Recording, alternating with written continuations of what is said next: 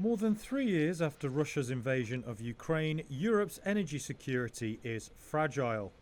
US liquefied natural gas helped plug the Russian supply gap in Europe during the energy crisis of 2 to 3 years ago.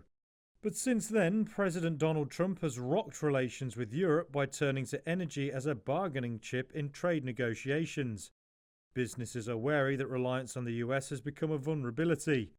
Against this backdrop, executives at some major EU firms have begun to say what would have been unthinkable a year ago.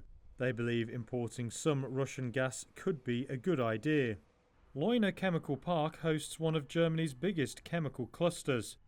The country relied heavily on cheap Russian gas until the Ukraine war. Christoph Gunther is managing director of Infra Leuna. There are initial peace negotiations driven by the American government.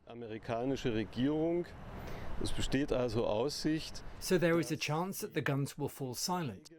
It would then be important and sensible for all sides to return to the supply of natural gas via the pipelines. That would be an important incentive for Russia in the peace negotiations.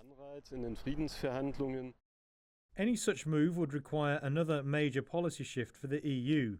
It pledged to end Russian energy imports by 2027 after Moscow invaded Ukraine. But Europe has limited options and talks with LNG giant Qatar for more gas have stalled. And while the deployment of renewables has accelerated, the rate isn't fast enough to allow the EU to feel secure. US gas covered just over 16% of EU imports last year, behind Norway with around a third and Russia at just under 19%. Moscow's share will drop below a tenth this year after Ukraine shut pipelines. While a return of Russian gas appeals to some executives, it worries Maxim Timchenko, who is chief of Ukraine's private gas company DTEK. The firm hopes to import US LNG into Ukraine's storage and export it to Europe. Timchenko is quoted as saying it's hard to comment, but his hope is that European politicians learned their lessons dealing with Russia.